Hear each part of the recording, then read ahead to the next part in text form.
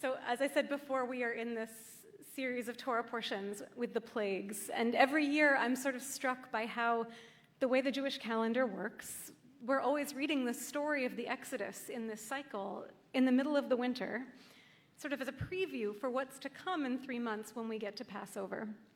So between last Shabbat and this Shabbat, we kind of divide the plagues between those two readings. And Moses and Aaron are going back and forth trying to convince Pharaoh to let the Israelites leave. So it may be snowy and freezing outside, not as snowy as I would like, but But reading this part of the story, there's a way in which it always makes me think of early spring, and I feel like I channel the Seder plate with the hard-boiled egg and the fresh greens and the charoset and the horseradish. And I'm worrying about if the horseradish is really growing under all that frozen dirt. It better be. So these 2 weeks of plagues also feature what feel like some of the most troubling moments in the story. Last week, God says to Moses, "I will harden Pharaoh's heart, that I may multiply my signs and marvels in the land of Egypt. But Pharaoh will not listen to you." Throughout the 10 plagues, Pharaoh has changes of heart again and again, and we're left hanging at the end in this week's reading with Pharaoh's heart still unsoftened. So there are generations of debates about why God hardens Pharaoh's heart, whether Pharaoh has any free will or not, and why there need to be 10 plagues, each worse than the last, before the Israelites are able to leave to freedom. But I'd like to focus tonight on some of the very specific language of what is happening in Pharaoh's heart. So when we tell the story in English, right, we usually say Pharaoh's heart was hardened. In the Hebrew text, there are multiple different words that are used. So in the moment just before Moses and Aaron go to Pharaoh for the first time, God literally says, "Ani aksheh et lev paro," kasheh, aksheh. So I will harden, there's harden, the heart of Pharaoh. But then in other moments, the text says, "V'yechazek lev paro," chazek, to strengthen. In the next verse, God tells Moses, "Kaved lev paro," kaved, Pharaoh's heart is heavy. In no instance does Pharaoh's heart actually ever become kasheh, hard, the way that God originally said. Instead, Pharaoh's heart is consistently referred to as either being chazak or kaved. So chazak can be strong, can be solid, can be firm, can be determined. Kaved can mean heavy, dignified, honored. These are not words one generally associates with Pharaoh, the enslaver of the Israelites and the tyrant of Mitzrayim. So Pharaoh's heart is sometimes strong, sometimes maybe stubborn, sometimes heavy, but it's never kasheh, it's never hard. So why did God tell Moses and Aaron that Pharaoh's heart would be made kasheh? I think part of this is the tension between Pharaoh and Moses, and that being more present than it might seem. If the way we read the text, right, Pharaoh is probably Moses' adoptive grandfather, right, the way that the previous Pharaoh's daughter had taken in Moses from the, right, figuring out the family tree.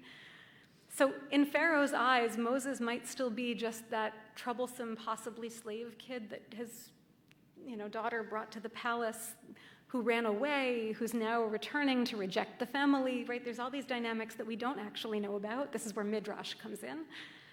So how is Moses supposed to prepare himself for this interaction? So perhaps God is trying to make it easier for Moses to say, "I am going to harden Pharaoh's heart." Right? Maybe later Moses can find a good therapist and talk about what was really going on in Pharaoh's heart and what that means. But maybe knowing God saying, no, it's going to be hardened and you're going to have to go in and be determined. Maybe that somehow makes that easier for him. Moses' own heart is probably also heavy, maybe feeling a bit stubborn, maybe sometimes feeling strong during the course of all these plagues. But as we see, sometimes we need a little bit of opposition to be the catalyst, to feel like we can gather the strength to do something. So perhaps this made it easier for Moses to walk in and demand the freedom for the Israelites. But I also think this language indicates that Pharaoh does, in fact, have a choice, and that he chooses badly. If God had actually made Pharaoh's heart hard, kasheh, then it would have been clear this is entirely God's doing. God made this decision. Pharaoh had no choice in the matter. But instead, God actually makes Pharaoh's heart kaved, weighty, dignified, and chazak, strong, determined. Pharaoh, it seems like, might have had a choice to weigh carefully something that was heavy, to make a determined choice about whether the Israelites really did deserve the same freedoms and the same chance to thrive as their Egyptian neighbors. But Pharaoh didn't. We have been living now for years through a series of plagues that have caused so much fear and so much grief. We speak frequently about CBST as an ark where we can take refuge from the flood, just to jump back to a totally different parsha. But we also need to be able to find refuge in our own souls. So how does this language say anything about that? It is fascinating to me that God makes Pharaoh's heart specifically kaved and chazak, because these are also words that we regularly in Jewish communities say to each other to strengthen each other. At the end of every book of the Torah, we say, chazak, chazak, v'nit chazek, be strong, we shall be strengthened. I quote this all the time. Pharaoh's heart is chazek. We say, kol hakavod, all the kavod, all the honor to somebody who's accomplished something really incredible. We use these words to be supportive of each other, to give strength to each other. So it's unsettling to hear these same words used to describe Pharaoh's heart in the moment when he denies the Israelites the chance to leave slavery, harming all of the Egyptians in the process as well. Plagues, discomfort, grief, joy, right? We're always experiencing all these things to different degrees in different ways. And sometimes when there's this relentless flood of what are the terrible things happening in the world, it might feel like, oh no, I just want to harden my heart. I just want to build a wall around my heart and not have to feel the things that are going on. Like it's too much, and like you should turn your phones off before bed. Like give yourself that gift, right? But also we want to know what's going on in the world, but also it's overwhelming. So when do we feel like, oh no, I just need to turn off my ability to care about things? I can't quite. Like that's kind of a hardening of the heart. That I truly believe that God does not actually make anyone's heart really kasheh. Right? God doesn't make Pharaoh's heart hard. I don't think God makes our hearts hard ever. There's that impulse to like, no, shut it off. But it doesn't harden us. Instead, we have this kaved and this chazik, and we can decide what to do with that kaved and that chazik, whether we use that strength to see the dignity of all people, to weigh our choices carefully, regardless of about what we believe about the existence of a God who makes decisions and impacts us in this way. Right? Our hearts react to what goes on around us, and we can choose which direction to go. And we know sometimes seeing a piece of terrible news sometimes can actually give you that oppositional energy, like, well, I have to change it, I have to fix it, right? It can give you the energy to do something and to jump into trying to repair the world.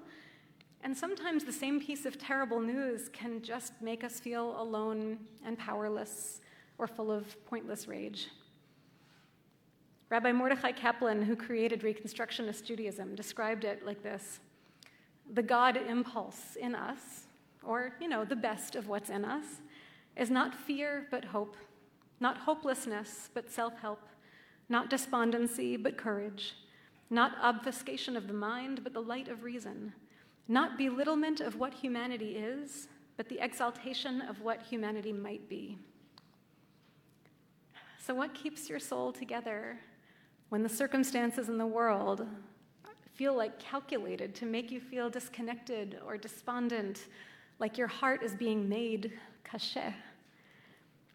Hopefully it can help to remember that our hearts are never really hard, that we always have this choice to lean into what is the kaved and what do these other words give us, the gifts that we can take from them. Where are our hearts soft, open, unburdened, holding honor, holding firm, strengthening others, honoring dignity, all the ways of understanding kaved and chazik that are the opposite of what Pharaoh chooses. The last verse of Psalm 27 says, Kaveh el Adonai, chazak v'ya'ametz libecha v'kaveh el Adonai. Have hope in the divine, let your heart be strong and full of courage, and have hope in the divine. Chazak v'ya'ametz libchem. May all of your hearts be strong and full of courage, no matter what comes. Shabbat Shalom.